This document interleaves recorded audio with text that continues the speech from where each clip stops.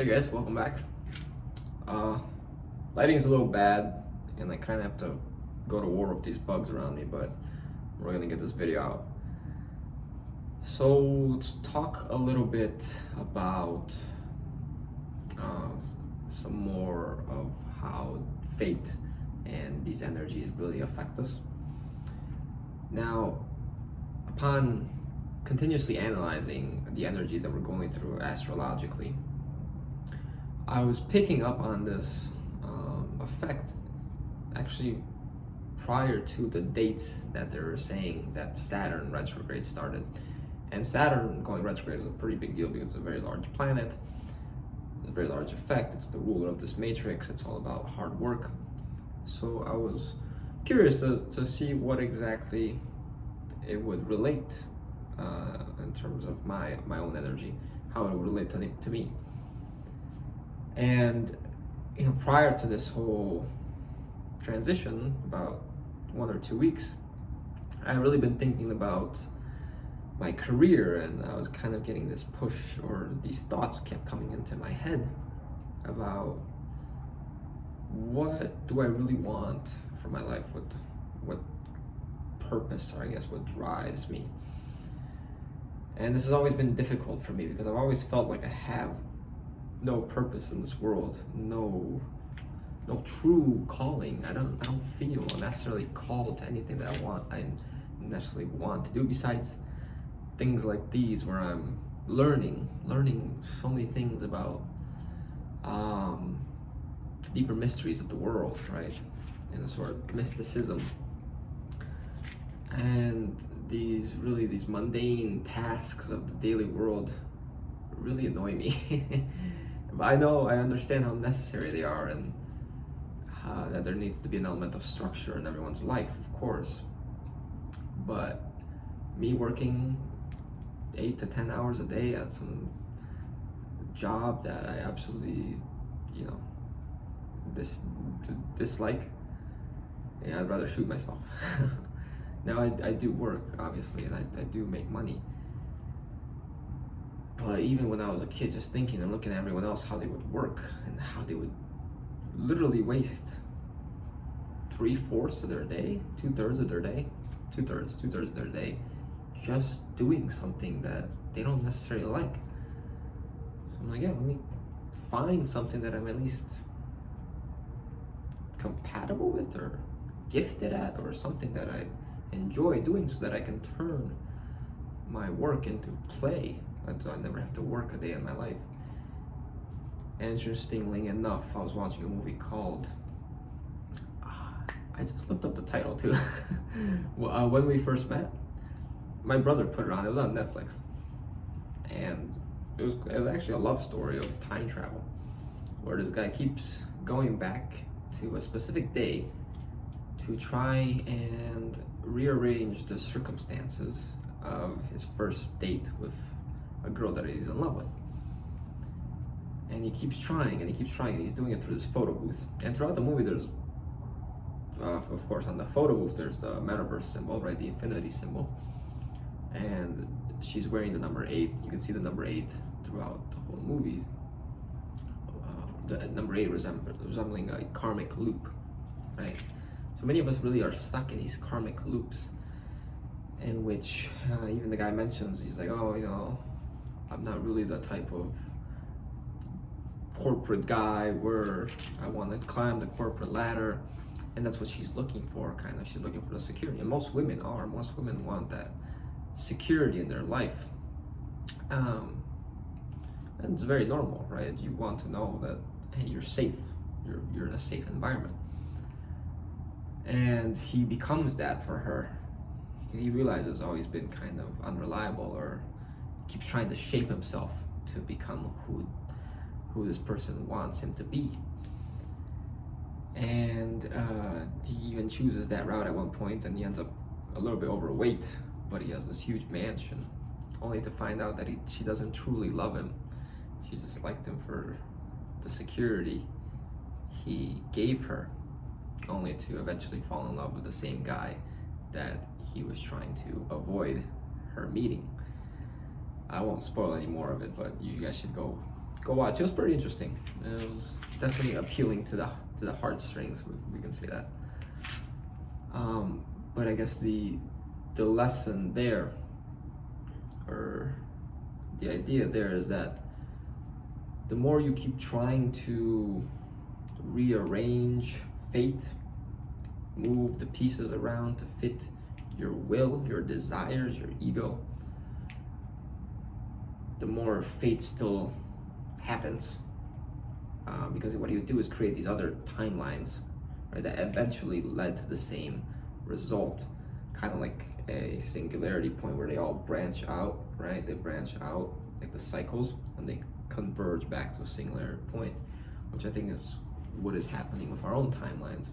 Whether we experience Mandela effect, or moving up and down through these timelines, back and forth, they're all essentially happening at the same time and will converge to a singular point. And for him, that was not ending up with the girl, Avery. So it's almost like this fate, this script happens regardless. And I kept thinking to myself, how do I change this script? How do I avoid it even? How can I not be a victim to this director that it has organized this show? Partly me, right? Partly me being that director myself. And going back to my thoughts that I had been experiencing, I'm coming to realize it's not always just those desires, okay? These effects that are happening affect literally our mind, our thoughts, because our mind is constantly receiving thoughts, constantly processing these things. And the moment we identify with these thoughts, the moment we think, I am having this thought, I am this thought is mine, is the moment that energy form becomes an entity, and it grows and it gains power, because you have given it attention and you have given it strength through your identification with it. What awareness is, and you'll have to really listen to some other accounts where people were able to fully detach from those thoughts, and they were experiencing the thinking aspect without necessarily being engulfed in it. So me, having developed a little bit of awareness, I was able to realize, hey, these thoughts that I'm having currently are creating these desires within me now to go pursue some career, which I probably may, to be honest. I know I have the potential for it, and in a way I know I am wasting it because I'm not pursuing something much better or much higher in status or whatever. So I can do that for a couple of years, of course. I will not neglect this in any way. This is my main priority, this research, this channel. But it's good to be aware that all of a sudden these things just come out of nowhere, they surface, right? And then there's elements in the subconscious, these programs that essentially, like on a computer, certain applications you click on and the program starts running all of a sudden, right? So these things can then come to life inside of us, and we think it's, I don't know, out of nowhere, right? And they could be from previous shaped experiences in our childhood or earlier on, or they can be previously implanted before birth. Now, these thoughts that then become thought forms or entities can then group with other entities, and these entities can use these thoughts against you. All of a sudden, boop, it pops in your head, and boop, it pops in your head, and over and over and over. It's like a constant tape playing on repeat, right? And like in the movie, if you keep trying to rearrange these circumstances to fit what you think is the right outcome, then the wrong one will always manifest, right? The most resistance will really come out of that. And now that's difficult to say what is good or not for you, because some people have more difficult scripts than others. Now, like I've given this example before, my script has always been about really, first of all, high financial gain, and secondly, about finding true love. And you can see this in your chart by where Rahu is placed. Rahu really creates that endless desire where it requires lots of effort and repeated tries to finally get what you want. And even then, it may never be enough, because remember, Rahu is a bottomless pit. Now this will require some more further study to really analyze, can this actually have a good result if you end up pursuing it. In my case, it's been up and down. It's been this endless desire for love, yet it was never good enough for me, because I thought, I need to be with my twin flame, and that's the most idealistic form of love that can actually keep up with me in terms of spiritual growth. And since I'm always changing my ideas, changing my belief system, I'm always, in a sense, evolving in that aspect, always willing to accept new information. I couldn't be with someone that was never questioning anything, or stuck in, or comfortable rather, in some form of paradigm. Even in this whole soul trap theory, I'm not necessarily comfortable in it, because I'm always willing to accept new information on top of it to see how that goes together. Right? Many people think that this idea of a soul trap is only pertinent to the earth, where there's some sort of grid around the earth and souls are prevented from leaving the earth matrix. But this is just one level of it, right? We have the astral, the lower astrals, the higher astrals, nirvana, right? The place that people consider the highest point of enlightenment. And just like down here, people consider, I don't know, love or bliss or whatever, the highest pinnacle of enlightenment. But again, that's not the full truth, in my opinion. This whole universe is structured to keep people here, to keep the souls in a karmic loop, right? And stuck in their patterns and their traumas, in repeating cycles. And again, that's why we go back to Rahu. If you keep, chasing, you're going to keep attracting the same circumstances. You're going to keep playing out fate's story, right? In a sense, if you watch the movie, the guy could have just said, oh, I got rejected, oh, those two got married, she wasn't the love of my life, big deal, and then walked away. But no, he wanted to go back in time, and he wanted to try and make her, or try to become who he needed to be for her, right? And it just wasn't the right move. In a sense, detachment from desires really brings the desires closer to you, and it's been shown in law of attraction with the law of detachment.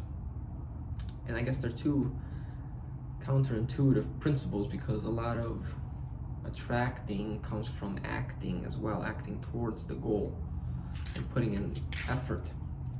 So this is where I've always been at a standstill in terms of these beliefs, because they're paradoxical. How can you be detached from it and act towards it at the same time? It's a very fine line, but you can still put forth action and be completely detached with the outcome, similar to playing a game without being emotionally invested in it, like soccer, right? You get competitive and angry if you're emotionally invested in the outcome. But if you're trying, right, you're still putting forth effort, yet you're having fun in the process, you're enjoying the game without necessarily wanting the outcome to be any certain way, a win, then you can still give your highest effort, your best foot forward, while not necessarily falling prey to the competitiveness or the anger that may come out of a loss, right? And that's where I've really struggled, because I've always been like, well, if I don't care, then I don't feel like trying. And that just looks bad, because of course you have people around you that need your support in the game, your teammates, right, in your life, your family, your wife, your kids, whatever. So you still want to guide your children, give them advice, yet when they go and make mistakes, you can't be angry at them, I guess, right? It's sort of similar to that kind of illusion, I would say. And in this way, you start breaking the loops, you start breaking the patterns, because the same triggers that were pulling you to loop back around and make the same mistakes aren't there anymore. And all of a sudden you reach a sort of inflection point where you can say, oh, well, this now happened. Well, okay, that's fine. I'm okay with that, right? There's no emotional charge, there's no emotional reaction, no emotional attachment to that. And you can move on. And you're not going to be trying to necessarily fix and control and manipulate the situation to create a good outcome anymore, right? I didn't think the movie would connect this well, but I guess once you start talking, things just naturally come out, right? What was I gonna say? I had one more point regarding. Oh, for me personally, I guess what I found, another connection that I'm going to add to my research in terms of numerology and astrology. So the number 7 is definitely a loner energy, needs lots of time to recharge, which is definitely true for me, to contemplate, spend time in silence, right? And it's reflected in my astrology with Mars being in the 12th house for me in Aries, which 12th house is about liberation, in the astrological sense at least. They call it moksha in the Vedic astrology. Now who knows how much that liberation really gets, how far that really gets you. But Mars is the highest degree planet for me in my chart, and that is called the Atma Makaraka or something. And that really essentially means my soul yearns for that quiet contemplation time. It needs time to recharge, and it actually goes as far to say that I would want to be a Buddhist and join a monastery and spend time in solace and meditation. And I've definitely considered that for sure. And I've seen this true with a couple of other life path 7s. I know Chad actually from Open Your Reality was talking about something similar, because he's a life path 7 himself. And so it can pertain to many actually across the spectrum. That's why, like I said, it's important to know these things in your chart, so you can see where is life leading me, where is life trying to push me, and what conclusions is it trying to get me to draw also. Because if I were to pursue that, right, to go in the mountains somewhere, that could lead me to some new forms of manipulation, where all of a sudden I'm opening some sort of psychic gifts, and I'm seeing certain entities, and certain entities that are then coming in to connect with me, or I truly begin to discover the inner presence, right? Because the Buddhists do also talk about the awareness merging with the divine spark, right? The higher self with the ego self. So maybe that would be an option for me. But again, becoming aware of these things, because apparently that's supposed to give me more happiness. which it does. I often recharge and feel more at peace in times of being alone.